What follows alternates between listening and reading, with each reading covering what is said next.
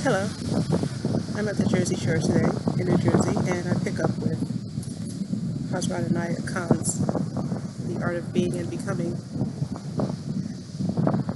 I'm going to speak in a more full tone of voice simply because it's so windy out here and I know it is messing with the mic.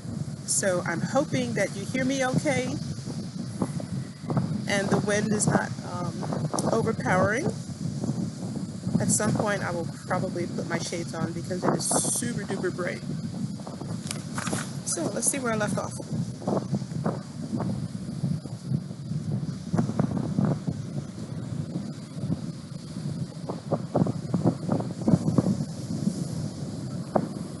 A tendency is generally seen in those treading the spiritual path to feel discouraged at having bad impressions of their own faults and shortcomings upon their hearts.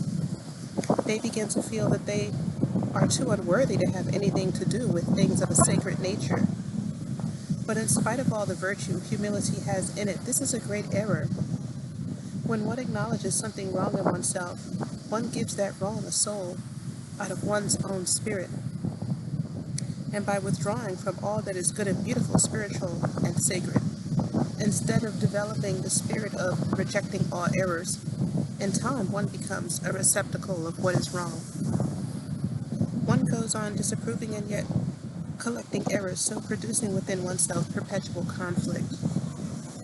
When man becomes helpless before his infirmities, he becomes a slave to his errors and feels within himself an obedient servant to his adversary. The greater the purity developed in the heart, the greater becomes the power of man. As great is his power within himself, so great becomes his power over others. A hair's breadth can divide power from weakness, though they appear to have as wide a gulf between them as there is between land and sky. Chapter 4. The Secret of Life. Man's Attitude. Man's attitude is the secret of life, for it is upon his attitude that success and failure depend. Both man's rise and fall depend upon his attitude. By attitude, I mean that impulse which is like the battery behind the mechanism of thought. It is not man's thought that is his attitude. It is something behind the thought pushing it to the fore. And according to the strength of that impulse, the thought becomes realized. Behind every word one speaks, the attitude is the most important factor in bringing what one says to its successful accomplishment. There are three different aspects of this subject which one should observe. One aspect is one's attitude towards oneself. Whether one treats oneself as a friend or as an enemy, whether one is in harmony with oneself or in disharmony. Not everyone is in harmony with himself, and not everyone treats himself as a friend, although he may think he does. For man is generally his own enemy. He does not know it, but he proves it in his doings. One reads in the Quran, "Verily, man is foolish and cruel." Foolish because he does not even know his own interest, and cruel because he very often proves to be his own enemy. Apart from cruelty to others, man begins by being cruel to himself, and that cruelty is the cause of foolishness. Man may consider himself very practical and clever, yet he often proves to be his own enemy. As Saidi says, "My cleverness very often thou provest to be my worst enemy." Worldly cleverness without faith and strength and trust is usually nothing but a delusion.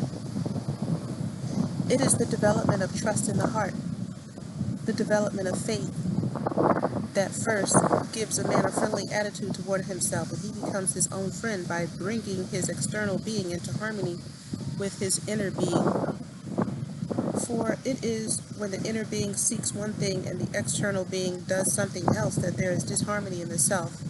When the higher self desires to go one way and the lower self another way, then there is disharmony, the result of which is like a volcanic eruption. The two parts of his own being, which should unite in love, clash, and the result is fire. What causes people to commit suicide? What brings illness? and depression and despair. Very often, it is the conflict that exists within oneself. Therefore, the attitude towards oneself must first be friendly, kindly, and harmonious. Even in spiritual matters, one should not go against oneself. I remember that when beginning to get interested in spiritual matters, I once asked my teacher, Rashid, do you approve of my staying up most of the night for my vigils? Whom do you torture? Said my Murshid. Yourself. Is God pleased with it? I had not another word to say. When one thinks about one's dealings with friends, with relatives, with those with whom one comes in contact in everyday life, one will see that one attracts them or repulses them according to one's attitude. Whether a person is in business, in commerce, or in any other walk of life, he either repulses or attracts others, and on that depends his success or failure in life. The secret of magnetism depends on whether one considers oneself to be a friend or an enemy, a stranger. To him who considers everyone to be a stranger, even a friend is a stranger, while to him who considers everyone to be a friend, even a stranger is a friend.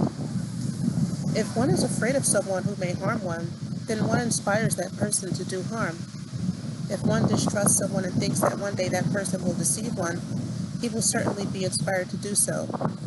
But if one has trust, the power of that trust may someday turn even an enemy into a friend.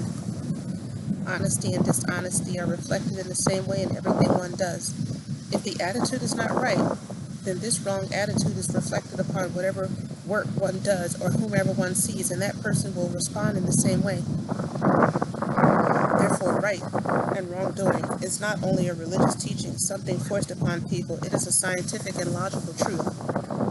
For with a wrong attitude, nothing right can be accomplished, and with the right attitude, nothing can go wrong, even if there are difficulties. There is hidden in our heart a wonderful power. It is a divine power, a sacred power, and it can be developed and cherished by keeping our attitude right. No doubt, this is not always easy. The influence of this life on earth, so full of changes, of temptations, and of falsehoods, continually upsets the steadiness of our attitude. Nevertheless, strength still lies in the steadiness of the attitude, and any lack of steadiness is the cause of every failure and disappointment. There is a Hindustani saying, a steady attitude secures success. And when we enter the spiritual realm, the same rule applies. It is not the prayer that a man says. It is not the house where he prays. It is not the faith that he claims. It is the attitude that counts in religion. It is just like the ticket one is asked to show at a railway barrier. One is not asked what position one has, what property,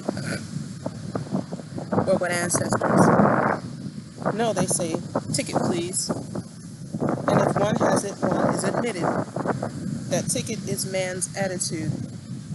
In order to enter into the spiritual spheres, the right attitude is needed, and it shortens the path. Now the question is how to know the right attitude from the wrong. To know the right attitude from the wrong is as easy as seeing things when the eyes are open. When one does not realize the attitude is wrong, it means that at that time one closes one's eyes. The eyes do not fail one. One closes them. Man does not like to admit his wrong attitude to himself. He is afraid of his own faults. But the person who looks his own error in the eye, the person who criticizes himself, has no time to criticize others. It is that person who will prove to be wise. But human nature is generally such that one does something quite different. Everyone seems to be most interested in criticizing others. If one would criticize oneself, one would find endless faults. However saintly or wise one might be, there is no end of faults in a human being. And the consciousness of correcting one's faults, of making oneself better, of taking hold of the right attitude, is the only secret of success. And by it one attains to that goal which is the object of every soul. The The attitude should be first to seek God within, and after seeking God within, then to see Him outside.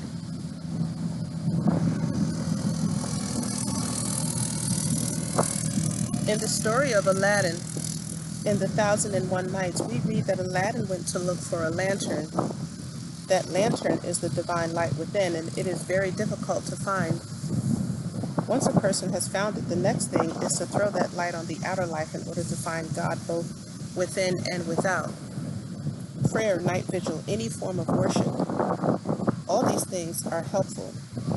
But if a person is not inclined to make peace with his brother, to harmonize with his fellow men, to seek to please those around him, then he has not performed his religious duties.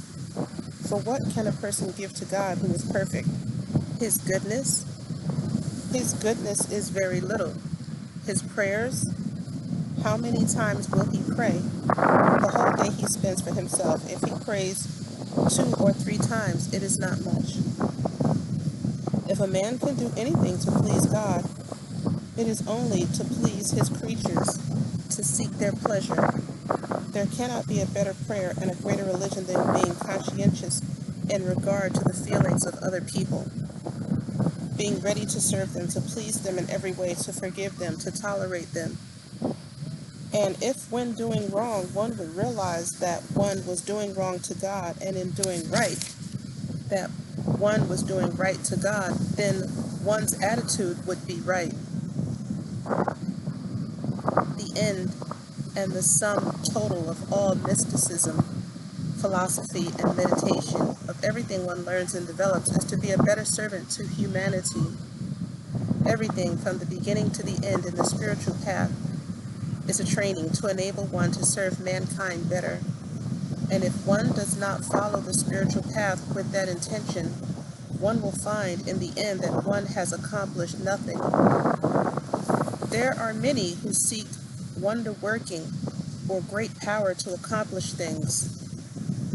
They may perhaps try and gain some power or other, but their soul will never be satisfied. The true satisfaction of the soul is in honest, humble service to another. If there were 2 people before me, one with great power of wonder-working, who could perform miracles, and another humble and kind and gentle and willing to do anything he could for his fellow men, I would prefer this last. I would say the first is wonderful, but the other is a sage. The soul of man is goodness itself. If only he begins to love goodness. This is not something that is acquired, it springs up of itself. Right attitude towards God is a direct response to God, for his voice is continually coming as an answer to every call. The ears of the heart should be open and focused on that source whence the voice is coming. When that is done, the teacher within is found, then there is continual guidance, and one is guided to the extent that one keeps close to it.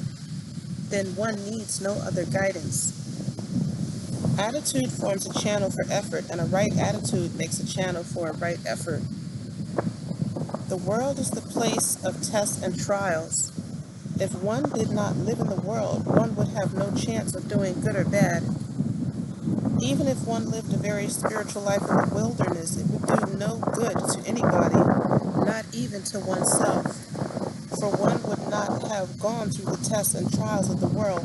One can neither praise the life of a hermit nor condemn it. If he is happy, it is good.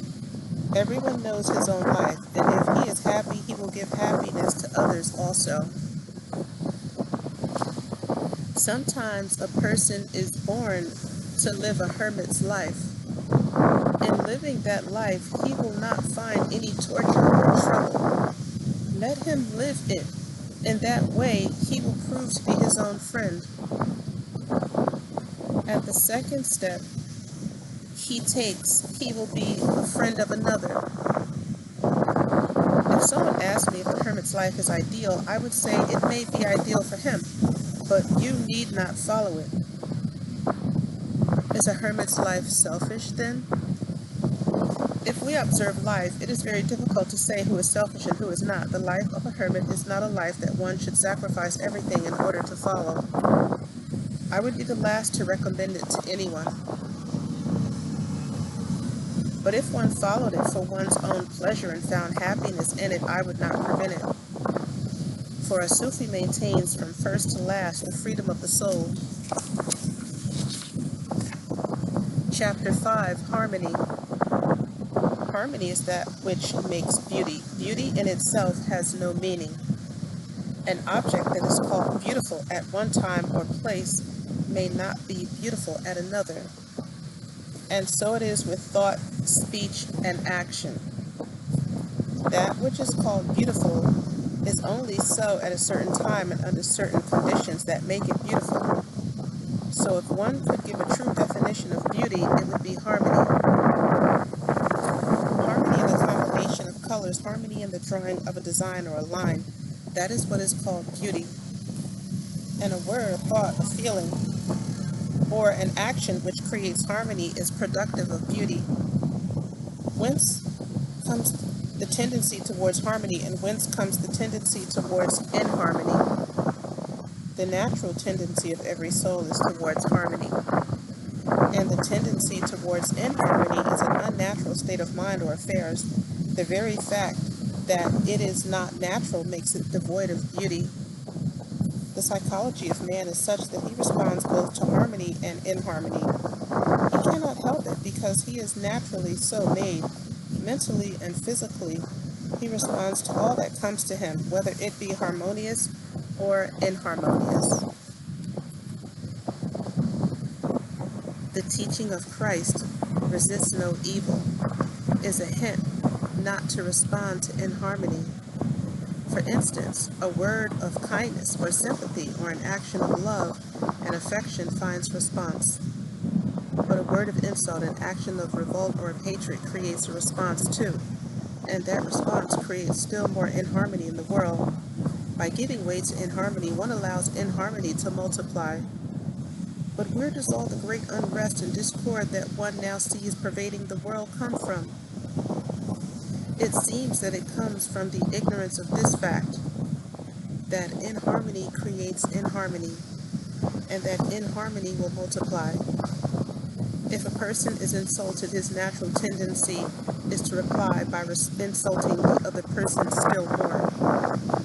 In this way, he gets the momentary satisfaction of having given a good answer, but he has responded to that power which came from the other, and these two powers, being negative and positive, create more inharmony. Resist not evil does not mean to take evil into oneself.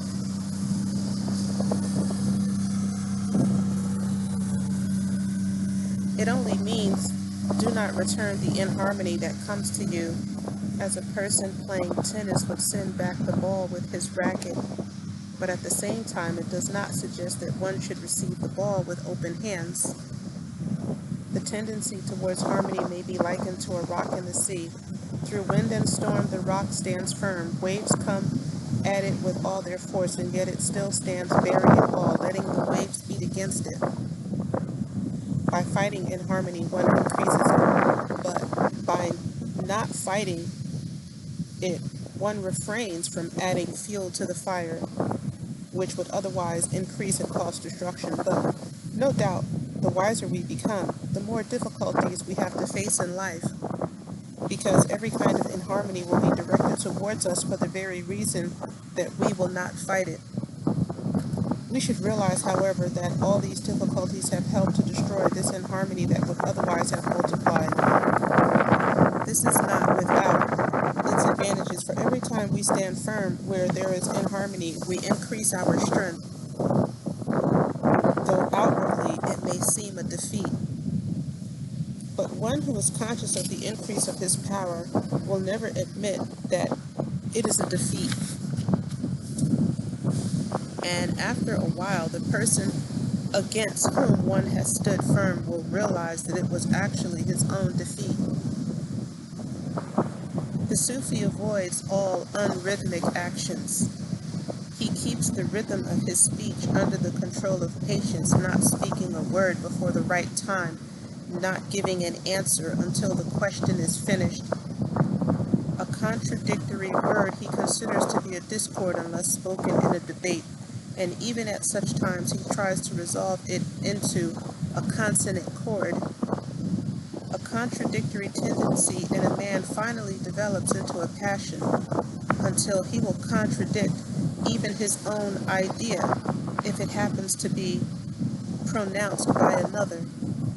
The Sufi, in order to keep harmony, even modulates his speech from one key to another. In other words, he falls in with another person's idea by looking at the subject from the speaker's point of view instead of his own.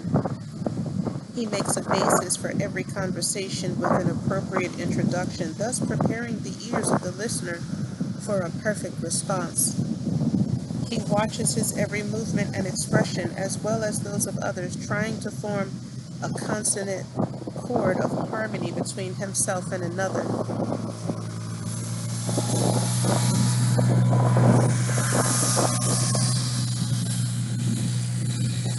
Thank you for listening. I'll see you in the next video, and may you find lasting happiness. Thank you.